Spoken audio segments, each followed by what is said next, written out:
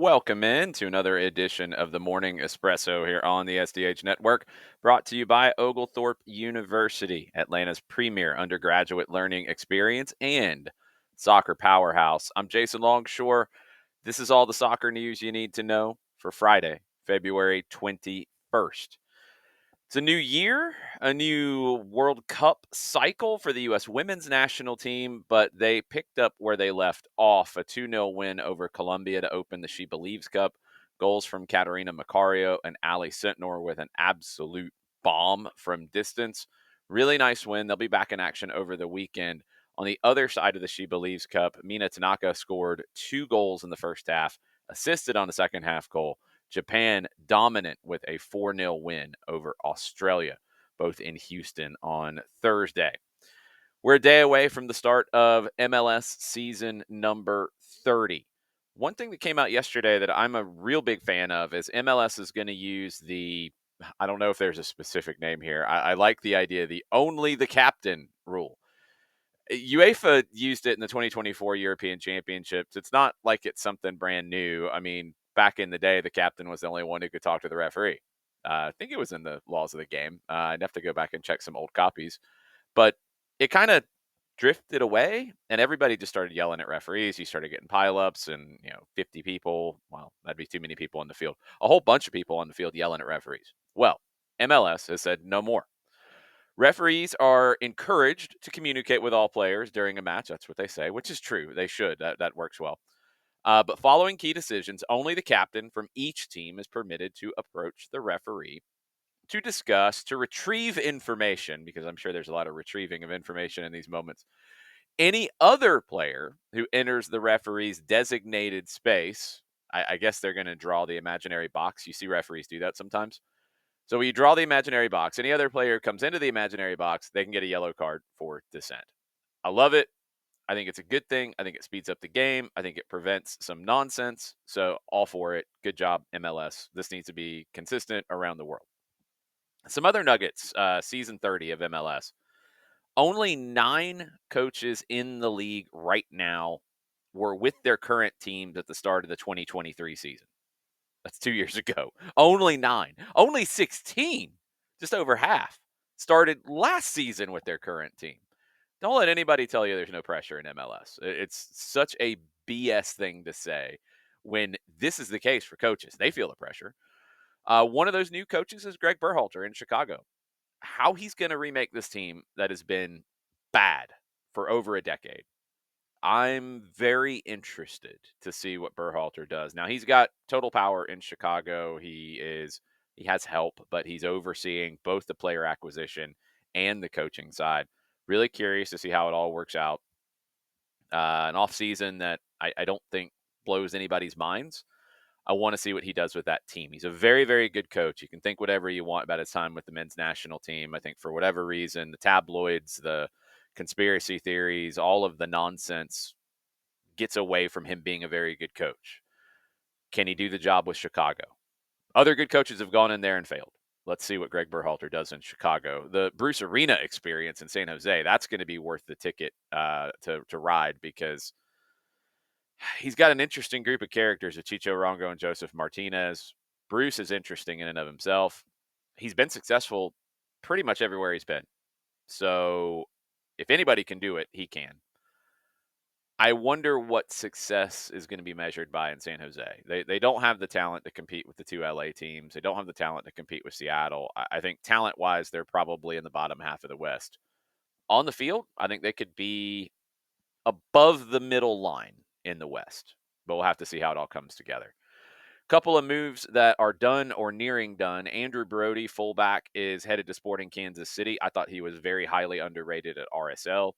Indiana Vasilev, originally from Savannah, Georgia, he's reportedly on the verge of a trade from St. Louis to Philadelphia. He would reunite with his former manager, Bradley Carnell.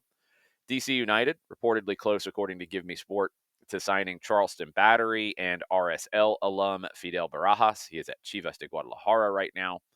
LAFC did get the deal done for Cengiz Under. He is on loan from Fenerbahce, Turkish international. He played at Roma, he played at Leicester, he played at Marseille, over 50 caps with the Turkish national team. The most intriguing game of the weekend to me is Cincinnati hosting Red Bulls. Those are two teams that I think are in the second tier slash first tier in the Eastern Conference. Cincinnati's dealing with CONCACAF, but they won big, so they don't have to really worry as much about the second leg. Red Bulls are a team that, when fully healthy, made it to MLS Cup last year, and I think they can be among the best in the East. Maybe statements made in game one for those two teams. Houston and Dallas, I think, is sneaky good in the 8:30 kickoffs. And Charlotte, who plays Atlanta next week, they're on the road in Seattle. Those are always interesting. Charlotte, to me, that's the team that has the biggest opportunity to make the biggest statement. Either a good one if they go out there and beat who I think is the best team in the West, or a bad one if they go out there and play poorly. I'm very curious to see Charlotte at Seattle in the late game. I'll be staying up for that after Atlanta United and CF Montreal. Some other news to get into this morning. Chris Richards, U.S. men's national team center back, he has invested in his hometown team, the Birmingham Legion of the USL Championship. 24-year-old, 23 caps with the U.S. men's national team. He's at Crystal Palace. Really cool to see him do this. Really cool to see the things that he said, talking about going to watch these games when he was a kid and what it means to kids in Birmingham.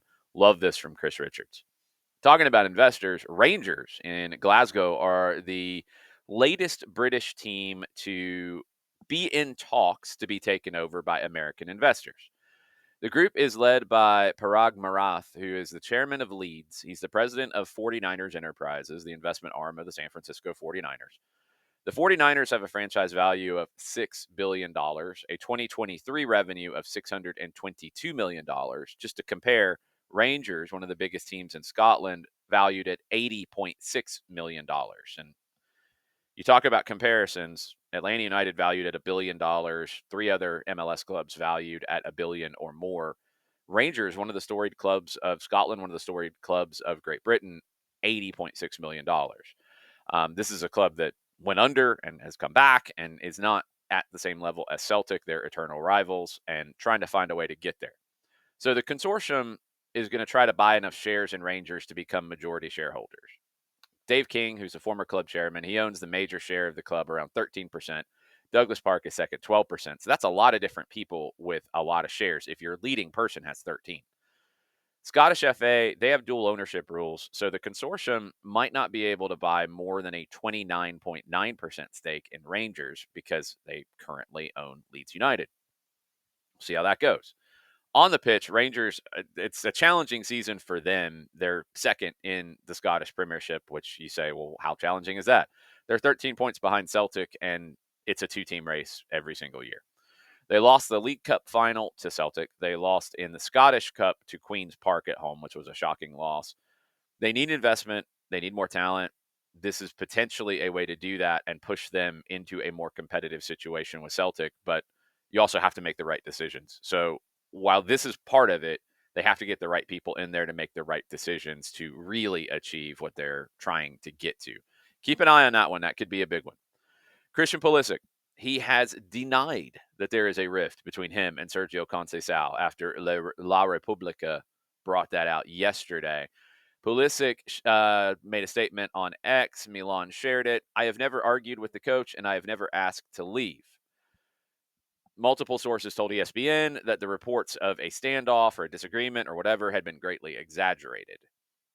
The Italian media greatly exaggerating a potential tabloid situation? Oh my goodness, I've never heard of such a thing.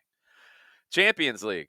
The draw has happened this morning, and here's what we got for the round of 16. The first games will be March 4th. The second legs will take place March 11th, March 12th. PSG and Liverpool. Woo. Club Brugge and Aston Villa. Great opportunity for Villa. Real Madrid and Atleti. Woo. PSV and Arsenal. Do not discount the Dutch in that one. Feyenoord and Inter. Again, don't discount the Dutch. They might have Robin van Persie as their manager by then. Bayern and Leverkusen. Woo, draw recently between those two. Dortmund and Lille. Benfica and Barcelona. Last time they played, it finished 5-4. Really good matchups. I mean, the draw was pretty much established, but the way it actually fell, PSG Liverpool will capture the attention. Real Madrid Atleti will capture the attention. Bayern and Leverkusen will attract the attention. Benfica and Barcelona, I think, will, a couple of the sneaky good ones, really good. round of 16 in the Champions League in Europe. Okay, let's go down to Argentina. Catch your breath. We're going to talk about Foster Gillett.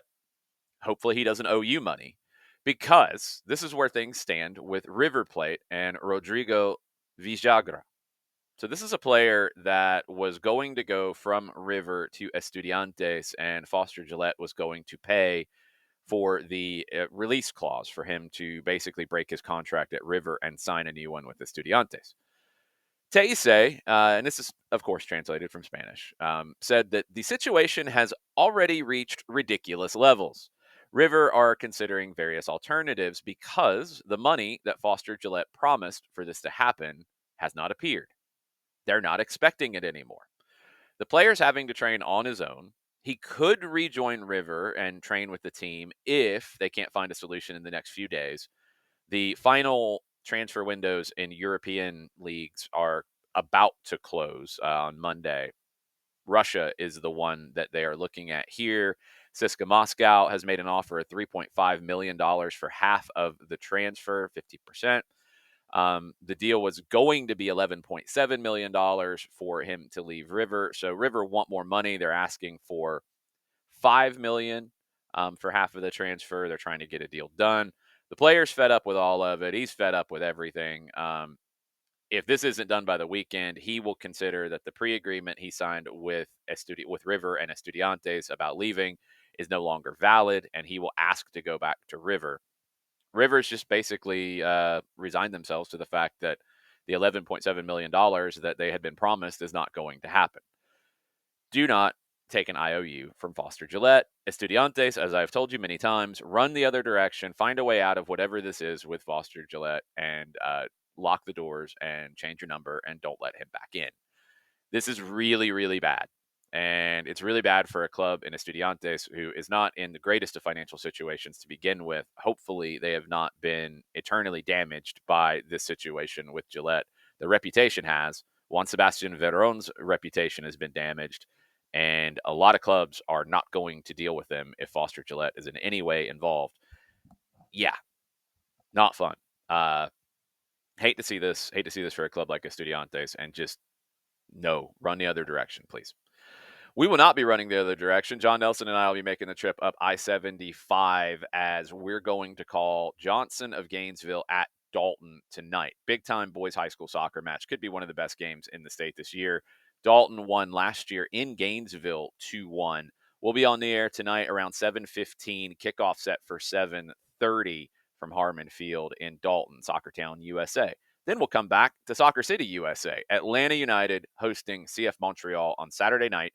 Pre-game coverage starts at 6:30 p.m. on 92.9 The Game and the Odyssey app. Abe Gordon, Madison Cruz will get you through pre-game. Mike Conti and I will interview Garth Lagerway around 7 o'clock, a little bit before, and then we'll take over for the kickoff at 7:40. The full-time report with a very familiar cast of characters will be following the match with audio from the locker room. All the things big time tomorrow as Atlanta United starts their 9th season, MLS starts their 30th season. And we will have a lot to talk about when we get back to the Morning Espresso next week on Monday. Thank you so much for listening. Thank you for consuming everything that we're doing here on the SDH Network. And have a great weekend. See you next week.